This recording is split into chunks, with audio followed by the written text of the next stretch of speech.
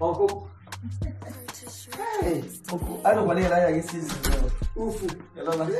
Hey. Waiting for you. Hey. I'll call you back. Ufu. Uncle. Hello, Tino, man. Hey. What in your money is? Oh, yeah, Munego lose. Uncle, go for my grand daughter. Hold us. Police checker point. Uncle. Hey! Uncle, all the holders, all one checker point. It's called hold up and checkpoints. Oh my God. Hold up. Don't worry. You're welcome, sir. Okay, sir. I'm a chief. Welcome, sir. Hey, baby. Uncle, make yourself comfortable. Let me run around and get you something, eh? No problem, just hold on. Come on. Let them prepare something for you, eh? Hey! Look at my number.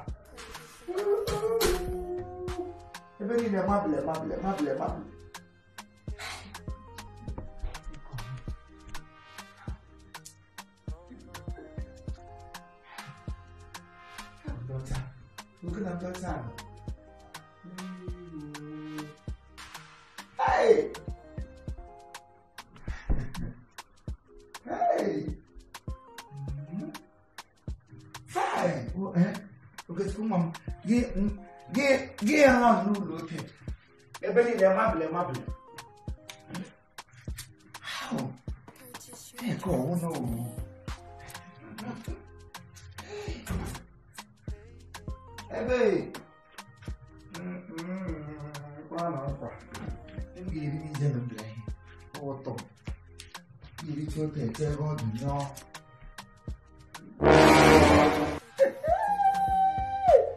Hey,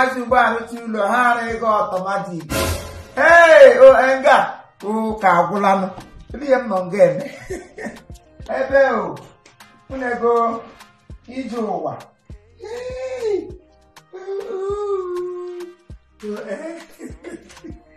Ebe, you don't even need a white.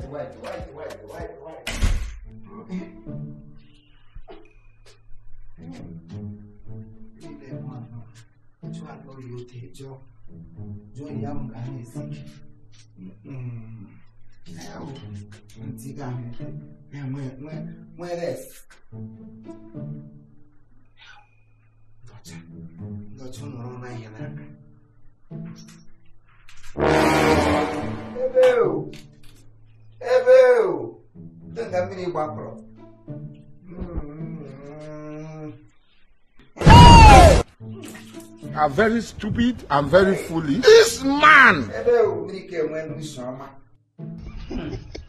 Mugbe wala handicap.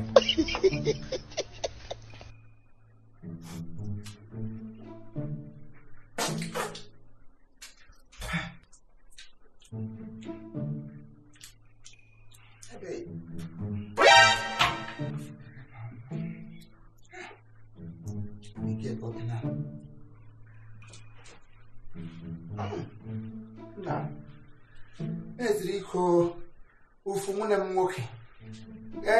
Nnago tule kwatawa ga anya agbali na agbali. Nwa m ihe ọrụ nga na-ezi ike. Ọ dị izi. Biko. Oh. Let them see. Let them be some. Biko.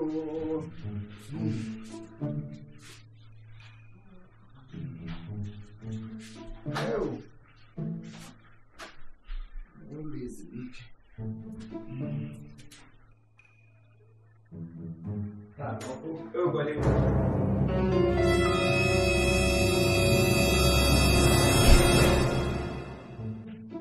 Uncle?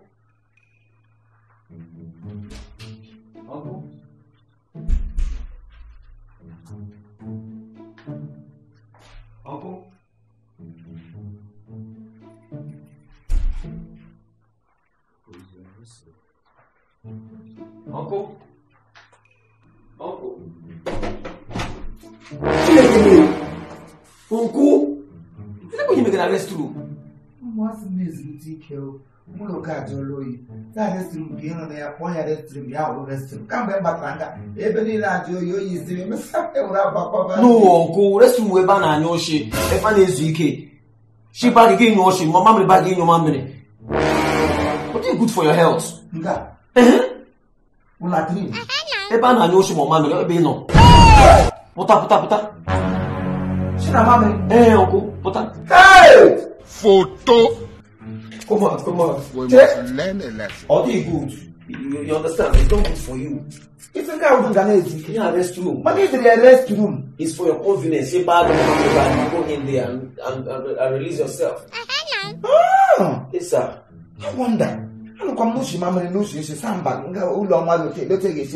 We room or my hotel. We have no, it's just for rescue. Never know your memory. Rest room, my work. Come back to school. I don't care. Rest room work. Oh my God. Actually, rest. Yeah, rest. You never from that remember rest in peace. Oh, yeah, Latin. It's convenience. Latin Mulo Mario. Yes, Latin. That I'm going. What we keep having Mulos and that I'm giving. Let us get on Latin. Run Mulo Mario. With a dog. Hey! I didn't show you Donald. Wonder. Now, it is our say no name. Any heading here. Oh, let's do Mungananis. And what by Latin? Oh, any lemon here, but any of our Wagra will them. What did you I told them to get you something. What did they have? What did they not toilet in one? The way the Bob were going to go. Oh, restroom.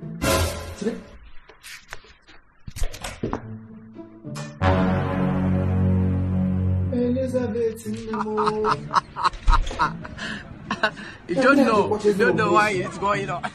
So I'm saying, no, million on the here. Hey! Don't run the gas come for me here. What I say, so what's on? Oh, I got school warrior. Hey! You don't know why it's going on.